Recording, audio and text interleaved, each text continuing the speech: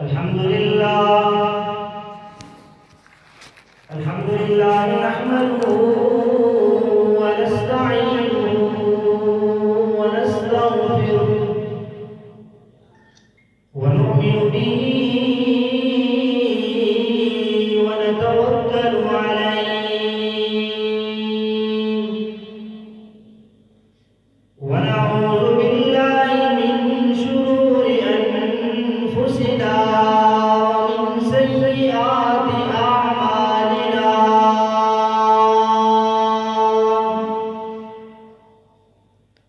من يهده الله فلا مضل له ومن يضلل فلا هادي له ونشهد أن لا إله إلا الله وحده لا شريك له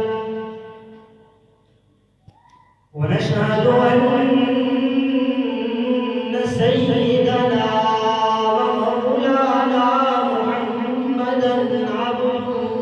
ورسوله أما بعد فأعوذ بالله من الشيطان الرجيم بسم الله الرحمن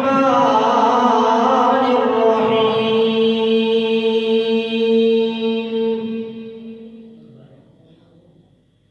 قال الله تبارك وتعالى في كلامه المجيد والفرقان الحميد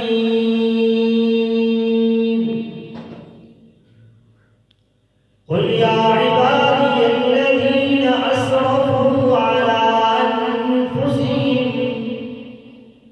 لا تقنطوا من رحمة الله إن الله يغفر الذنوب جميعا إنه هو الغفور الرحيم وقال تعالى في مقام آخر وإذا سألك عبادي عني فإني قريب أجيب دعوة الداعي إذا دعان فليستجيبوا لي وليؤمنوا بي لعلهم يرشدون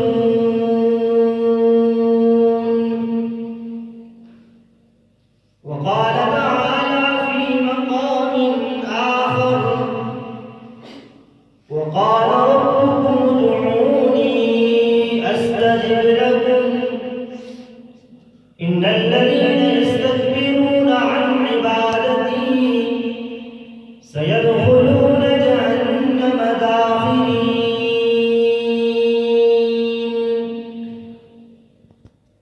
وقال النبي صلى الله عليه وسلم يا ابن آدم لو بلغت ذنوبك عنان السماء واستغفرتني لغفرتك ولا أبالي صدق الله العظيم وصدق رسوله النبي الأمي الكريم ونحن على ذلك لمن الشاهدين والشاكرين والحمد لله رب العالمين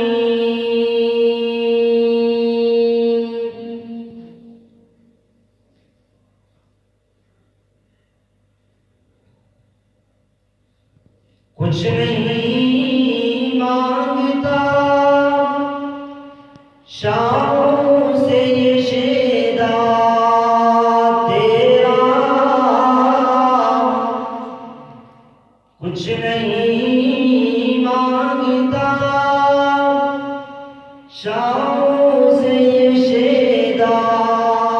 تیرا، اس کی دولت یہ فقط نقش کفے پا تیرا، اور لوگ کہتے کہ سایہ نہ تھا تیرے پہ کرے گا، میں تو کہتا ہوں کہ جہاں بھر میں سایہ تیرا، کچھ نہیں مانگتا شاہوں سے یہ شیدا تیرا، اس کی دولت ہے فقط نقش کفے پا تیرا۔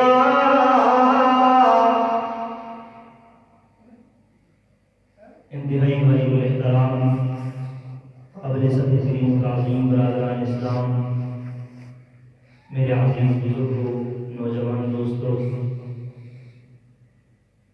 اللہ خالق کائنات نے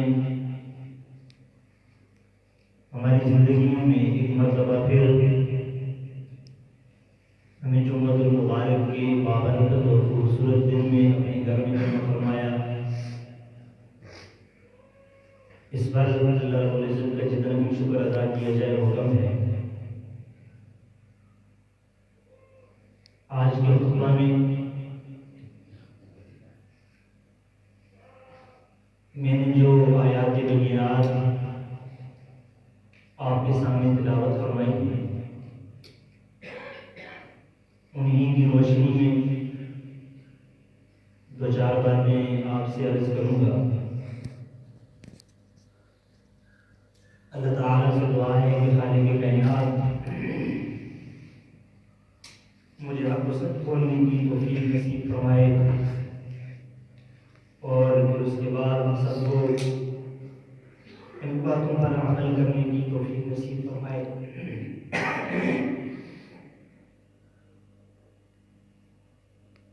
آج کا موضوع اللہ تبارک و تعالیٰ کا اپنے بندے کے ساتھ کرم، اللہ تعالیٰ کا اپنے بندے کے ساتھ رحمت والا معاملہ، اور اللہ تعالیٰ اپنے بندے سے کیا چاہتے ہیں،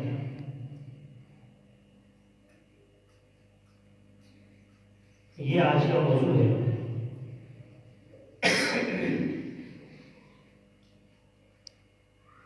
انسان کی تخلیق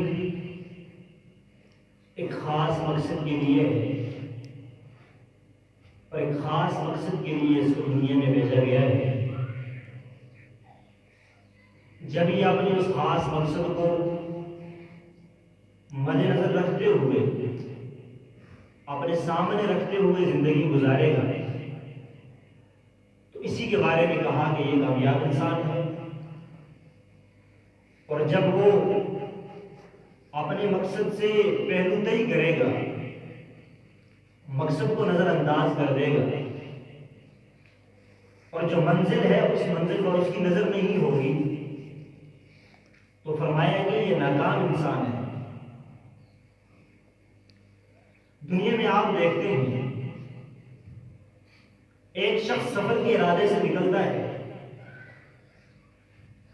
جس مقام اور جس جگہ کا اس نے انتخاب کیا ہے کہ آج کے دن میں نے سفر طے کر کے اپنی اس منزل مقصود پر پہنچنا ہے، تو ہر شخص جانتا ہے کہ جانے والا اس گاڑی کا انتظام کرتا ہے جو اس منزل تک پہنچتی ہو۔ یہ مسافر اس گاڑی کا ٹکٹ خریدے گا جس گاڑی نے اس کی منزل مقصود تک جانا ہو، اور اس راستے کا انتخاب کرے گا جو راستہ اس کو اس کی منزل تک پہنچائے۔ کراچی کے ارادے سے نکلا ہے اور گاڑیوں کے اڈے میں جا کے یہ کراچی جانے والا شخص ٹکٹ اس گاڑی کا لے لیتا ہے جو گلگت جانے والی ہے اور جس کی منزل وہ ہے، آخری مقام وہ ہے، تو اب اس کو کوئی سمجھدار نہیں کہے گا۔ بھلا یہ کیسا سمجھدار ہو سکتا ہے کہ اللہ کا بندہ گھر سے پوری تیاری کر کے کراچی کے سفر پہ جانا چاہتا ہے اور عقل اور سمجھ ہونے کے باوجود لیکن اس گاڑی کا انتخاب کر رہا ہے کہ جس نے کراچی جانا نہیں ہے، بلکہ وہ اس کو کراچی سے ہزاروں میل اور بھی دور کر دے گی۔ بڑی آسان سی مثال ہے، اس سے آپ یہ سمجھیں کہ اس دنیا کی زندگی میں اللہ نے جب بھیجا ہے تو منزل بھی بتائی ہے، وہ مقصود جس کو حاصل کرنا ہے وہ بھی بتلا دیا ہے، اور اس مقصود تک چل کر جانے والا راستہ اور وہ منزل اور وہ ذرائع جن کے ذریعے سے اس منزل اور مقصد کو حاصل کیا جا سکتا ہے وہ بھی اللہ تبارک و تعالی نے بتلا دیے ہیں۔ اب اس کے باوجود اگر کوئی اس منزل کو اختیار نہیں کرتا، اس راستے کے معلوم ہونے کے باوجود اس پر چلنے کی کوشش نہیں کرتا، تو اس کو دنیا کا کوئی انسان بھی سمجھدار نہیں کہے گا کہ اس اللہ کے بندے کی منزل تو آخرت ہے، جانا تو اس نے آخرت کی طرف ہے، تو تیاری بھی آخرت کے لیے ہو، پھر راستہ بھی وہی انتخاب کیا جائے کہ جس راستے سے یہ کامیاب ہو کر اپنے رب کے روبرو میدان محشر میں حاضر ہو۔ اور ہدایت کا معنی یہی ہے کہ ہدایت راستہ دکھانے کو کہتے ہیں۔ اگر اس کی نسبت حضور علیہ الصلوۃ والسلام کی طرف ہو تو اس کا مطلب یہ ہے کہ پیغمبر ہادی ہے، اور ہادی کا معنی ہوتا ہے ہدایت کرنے والا۔ دینے والی ذات تو اللہ کی ہے، دینے والا ترجمہ ہم نہیں کر سکتے، ہادی ہم کہیں گے ہدایت کرنے والے کو، جو آپ کو سیدھا راستہ دکھائے اور آپ سے یہ کہے کہ محترم جس منزل کو آپ حاصل کرنا چاہتے ہیں اس کو یہ راستہ جا رہا ہے۔ اگر ہدایت کی نسبت اللہ کی ذات کی طرف ہو تو پھر اس کا معنی ہوگا ایصال الی المطلوب، گویا کہ ہاتھ سے پکڑ کر بندے کو منزل مقصود تک پہنچا دینا۔ یہ اگر اللہ کی طرف ہم نسبت کریں تو اس کا یہ معنی ہوگا۔ تو اللہ نے پہلے طریقہ بتایا، اس کو پیدا کرنے کے بعد اس کی منزل، اور منزل بتانے کے بعد اللہ نے انتظام فرمایا کہ میرا بندہ آسانی سے منزل مقصود کو حاصل کر سکے، اور اس انتظام کے تحت 1,24,000 کم و بیش انبیاء مبعوث فرمائے۔ ہر ایک نبی اور پیغمبر کی بعثت کا مقصد اپنی قوم اور قبیلے کے لوگوں کو صراط مستقیم کی طرف بلانا۔ ہر نبی کی دعوت کا انداز مختلف تھا، پیغام ایک ہی تھا کہ لا الہ الا اللہ پڑھ لو کامیاب ہو جاؤ گے۔ اب تاریخ کو چھوڑیں، قرآن کی آیات اس بات پر گواہ ہے کہ جس قوم و قبیلے نے وقت کے نبی کی بات کو مانا، سر خم تسلیم کیا، آپ نے سینے سے لگایا، میرے اللہ نے انہیں کامیاب کر کے دکھایا۔ وہ تعداد میں تھوڑے تھے تب بھی اللہ نے کامیاب کیا، وہ تعداد زیادہ تھے تب بھی میرے اللہ نے کامیاب کر کے دکھایا، اس لیے کہ کامیابی اور ناکامی کا دار و مدار وہ تعداد پر نہیں ہے، وہ ایمان پر ہے، اعمال صالح پر ہے۔ اگر ایمان ہے اور اعمال صالحہ ہیں تو پھر اللہ کم تعداد کے ہوتے ہوئے بھی کامیاب کر کے دکھاتے ہیں۔ کیا فرمایا؟ کم من فئۃ قلیلۃ غلبت فئۃ کثیرۃ باذن اللہ واللہ مع الصابرین۔ کتنی ایسی جماعتیں ہیں، گروہ ہیں جو بظاہر دیکھنے میں تھوڑے ہیں، کم من فئۃ قلیلۃ بہت مختصر ہیں، لیکن اگر ایمان ہے تو غلبت فئۃ کثیرۃ باذن اللہ، وہ اللہ کے حکم سے، اللہ کی مدد سے بڑی جماعتوں پر غالب آ جاتے ہیں۔ اور اگر ایمان نہیں ہے تو پھر جتنی کثیر تعداد میں بھی ہو آپ مدی مقابل پہ غلبہ حاصل نہیں کر سکتے۔ صحابہ کرام نے اسلام کی جتنی جنگیں لڑی ہیں، ہر جنگ میں صحابہ کی تعداد مدی مقابل کفار سے کم ہوا کرتی ہے۔ اسلام کی کوئی ایسی جنگ نہیں ہے، کوئی ایسا معرکہ اور غزوہ نہیں ہے کہ جس غزوے میں پیغمبر کے جانثاروں کی تعداد مد مقابل کفار سے زیادہ ہو، ہمیشہ کم تعداد میں رہے، لیکن ایمان تھا، پیغمبر کی اطاعت تھی تو اللہ نے غالب کر کے دکھایا۔ وہ 313 تھے تب بھی غالب آئے، وہ 700 تھے تب بھی اللہ نے غالب کر کے دکھایا، وہ تعداد میں 1000 تھے تو تب بھی اللہ نے غالب کر کے دکھایا۔ اس لیے میرے عزیز دوستو، کامیابی اور ناکامی کا دار و مدار وہ کبھی تعداد پر نہیں ہوتا، وہ قوم اور قبیلے پر نہیں ہوتا کہ یہ برادری کے لحاظ سے بڑا ہے، جنبے کے لحاظ سے بڑا ہے، اپنی قوم کے لحاظ سے بڑا ہے تو لہٰذا ہم اس کو کامیاب نہیں۔ ایسا نہیں ہے۔ حضور علیہ الصلوۃ والسلام نے کیا ارشاد فرمایا؟ من بطأ به عمله لم يسرع به نسبه، جو اعمال کی دوڑ میں، اعمال کے مقابلے میں، اعمال کی ریس میں پیچھے رہ گیا، لم یسرع به نسبه، اس کا قبیلہ اس کو آگے نہیں کر سکتا، وہ اپنے نسل سے کامیاب نہیں ہو سکتا کہ میرا فلاں برادری سے تعلق ہے اس لیے میں آگے بڑھنا چاہتا ہوں۔ ایسا نہیں ہے، وہ کبھی بھی اپنی قوم، قبیلے،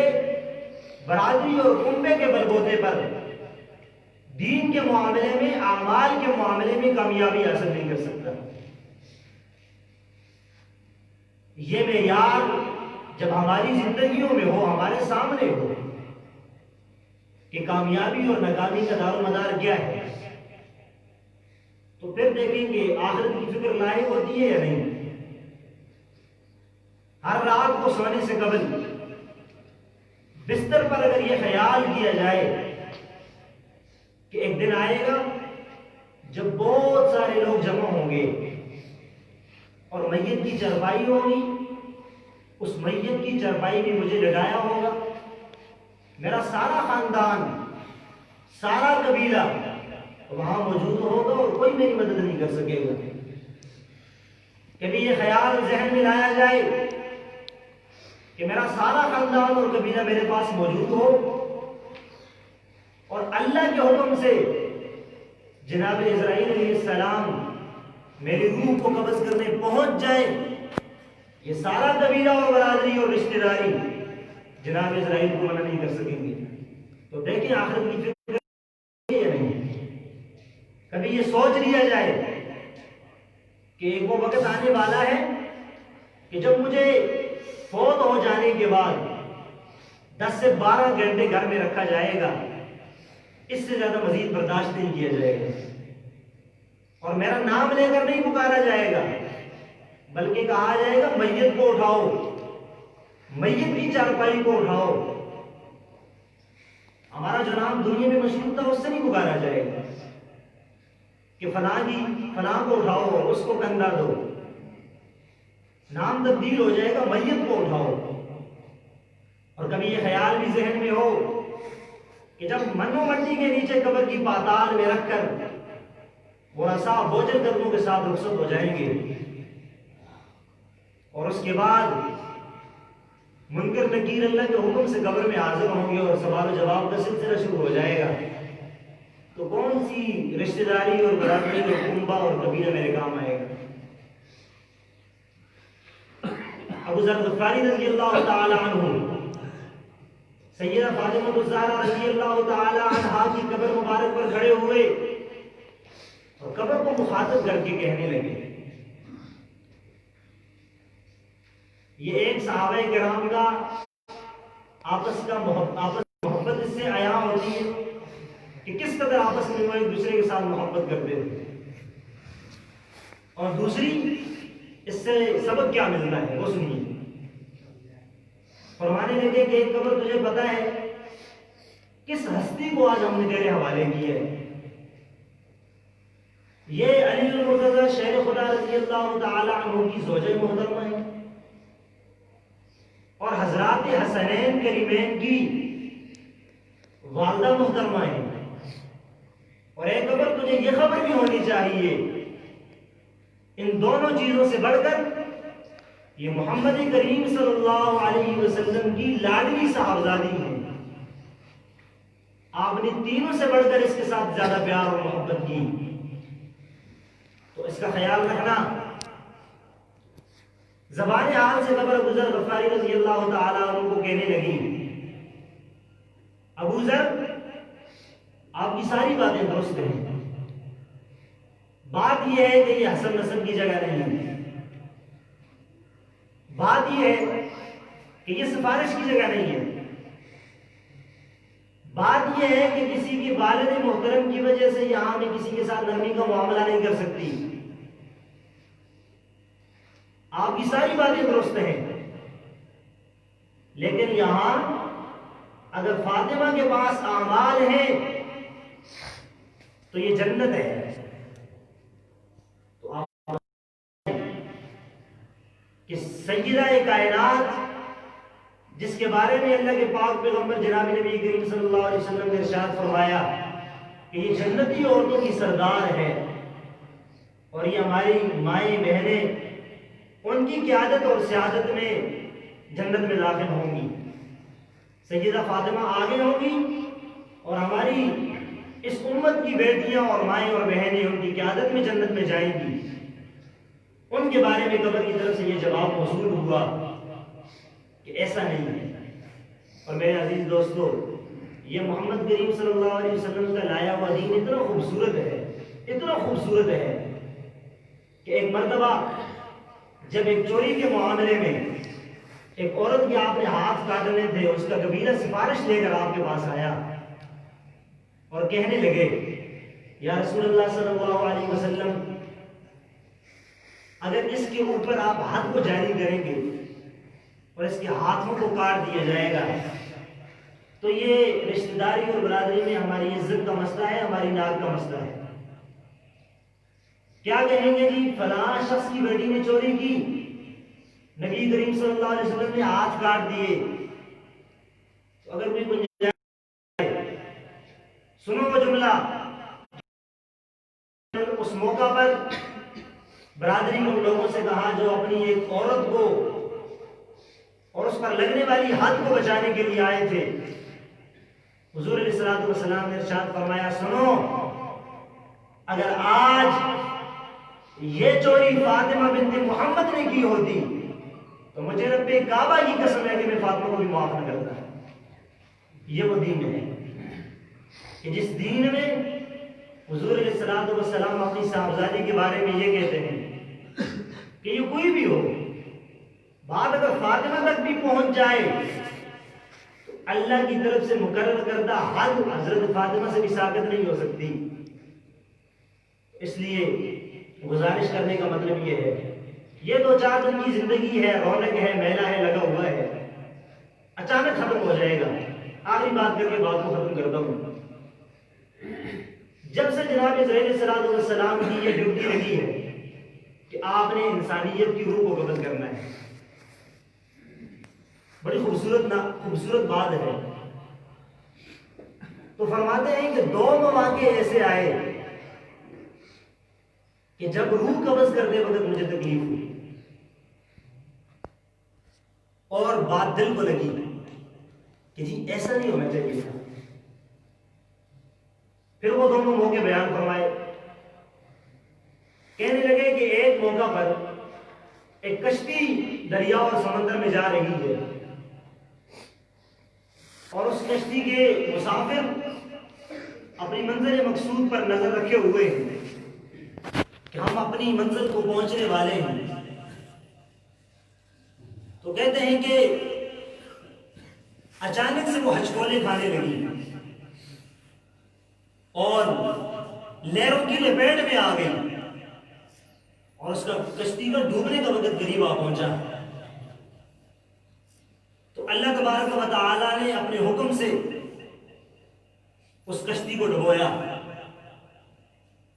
تو یاد رکھیں گے انسان کسی بھی حالت میں مرے، روح قبض کرنے کی ڈیوٹی حضرت عزرائیل ہی نے انجام دینی ہے. حادثہ ہو تب، آگ میں جل جائے تب، سیلاب کی نظر ہو جائے تب، اپنی طبی موت بستر پہ مر جائے تب، مرنے کی کوئی صورت بھی ہو، اللہ نے جو طریقہ کار ایک انسانیت کی روح کو قبض کرنے کا بنایا ہے، روح اسی طریقے سے قبض ہوگی. تو فرماتے ہیں کہ میں کیا دیکھتا ہوں کہ ایک تختہ کشتی سے الگ ہو گیا ہے اور اس تختے کے اوپر وہ تختہ پانی پہ تیر رہا ہے. آپ اللہ کی قدرت کا اندازہ لگائیں. اور اس تختے کے اوپر ایک عورت اپنے معصوم بچے کو گود میں لیے ہوئے دودھ پلا رہی ہے. شیرخوار بچہ ہے، کشتی حادثے کا شکار ہو چکی ہے، مسافر ڈوب چکے ہیں اور اسرائیل ان کی روح قبض کر کے فارغ ہو چکے ہیں. اب ان کی طرف متوجہ ہیں. تو اللہ کی طرف سے کہتے مجھے حکم ہوا کہ اسرائیل اس ماں کی روح قبض کرو. آپ اندازہ لگائیں، شیرخوار بچہ دودھ پی رہا ہے اور اپنے گھر میں نہیں بیٹھا ہوا، اپنے بستر پہ نہیں ہے، اس کشتی میں ہے جو حادثے کا شکار ہو چکی ہے اور ساتھ والے سارے ڈوب کے اس دنیا سے رخصت ہو گئے ہیں. لیکن حکم اللہ کا ہے، اسرائیل نے پورا کرنا ہے، ہر حال میں پورا کرنا ہے. حکم ہوا کہ آپ اس بچے کی والدہ کی روح کو قبض کریں. تو کہتے ہیں بات دل کو گئی. اللہ جی یہ کیا معاملہ ہے؟ وہ دودھ پی رہا ہے اور پھر تختے کے اوپر ہے. ماں کی روح قبض ہو جائے گی تو یہ کدھر جائے گا؟ اس کا دنیا میں کیا ہے؟ کہتے ہیں میں نے حکم پورا کرنا تھا، میں نے ماں کی روح قبض کر دیا. میرے اللہ نے اس بچے کو جو والدہ کی گود میں دودھ پیتے ہوئے رہ گیا تھا وہاں تختے کے اوپر بچا لیا. یہ میرے رب کی قدرت ہے. دوسرا موقع فرماتے ہیں کہ دوسرے موقع پر جب مجھے بات میرے دل کو لگی کہ اللہ کاش اس طرح نہ ہوتا. وہ کون سا موقع ہے؟ وہ موقع ہے کہ جب ایک شخص نے یہ دعویٰ کیا کہ اللہ کی جنت سے زیادہ خوبصورت جنت میں بنا سکتا ہوں، اور اس نے اس دنیا میں جنت بنانی شروع کر دی. اور 300 سال کے عرصے میں شداد نے جنت تیار کی اور کہا کہ اشد منا قوہ، ہم تو طاقت میں اللہ سے بھی زیادہ سخت ہیں، ہمارے لیے جنت بنانی کون سی مشکل ہے؟ اللہ جس جنت کو کہتا ہے وہ جنت تو میں یہاں اپنے ہاتھوں سے بنا سکتا ہوں. روایات میں آتا ہے کہ 300 سال تک شداد نے جنت تیار کروائی، اور جب مکمل ہو گئی اس کو دیکھنے کے لیے، اس کا وزٹ کرنے کے لیے، جب اس جنت میں داخل ہو رہا تھا، ایک پاؤں دہلیز سے باہر تھا، ایک اندر تھا، تو جناب اسرائیل اللہ کی طرف سے حکم ہوا اسرائیل پہنچ جاؤ۔ تو جناب اسرائیل کہتے ہیں کہ بات دل پہ آگے لگی، میں نے کہا جی کاش میری سفارش چل سکتی تو میں اللہ سے کہتا اللہ جی تھوڑا سا موقع دے دیں، دیکھ لے اپنی جنت کو، اتنی محنت سے بنائی ہے۔ اللہ کہتے ہیں میرا حکم ہے آپ حکم کو پورا کریں، اب اس کا ایک قدم باہر ہے ایک اندر ہے۔ جناب اسرائیل پہنچے اور شداد کی روح کو اس محل اور جنت کی دہلیز کے اوپر قبض کر دیا۔ اور سنو مسلمانوں، یہ وہی بچہ ہے کہ جس بچے کو اللہ نے ماں سے بچا کر تختے کے اوپر بچایا اور اس کو بڑا کر کے دکھایا۔ وہ بچہ جو ماں سے دودھ پیتے ہوئے تختے کے اوپر سمندر میں رہ گیا تھا، اس بچے کو اللہ نے بچایا۔ تو اللہ نے جناب اسرائیل سے کہا اسرائیل میری طرف متوجہ ہو، تو نہیں دیکھتا کہ اس کو میں نے موت کے منہ سے بچا کے ایک زندگی دی امانت کے طور پر، اور اس نے ساری زندگی میری سرکشی میں گزار دی، نافرمانی اور بغاوت میں گزار دی، اور بغاوت کرتے کرتے یہاں تک پہنچا کہ میری جنت کے مقابلے میں جنت بنانے لگا۔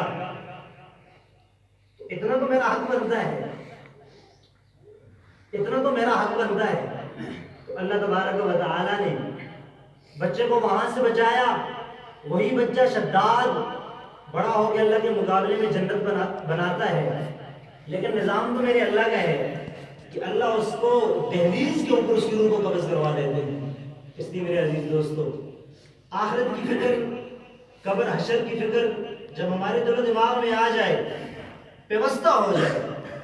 تو یہ جتنی خرابیاں معاشرے میں پیدا ہوتی ہیں ساری ختم ہو جائیں گی، ساری کی ساری چیزیں خود بخود ختم ہو جائیں گی۔ ضرورت اس بات کی ہے کہ ہم نے آخرت کو یاد رکھنا ہے، اپنی قبر کو یاد رکھنا ہے، پلسرات کو، میدان محشر کی سختیوں کو اپنے سامنے رکھ کے اپنی زندگی گزارنی ہے، پھر یہ زندگی خوبصورت زندگی بن جائے گی، اور پھر یہ اللہ تبارک و تعالی عمل کرنے کی توفیق نصیب فرمائے۔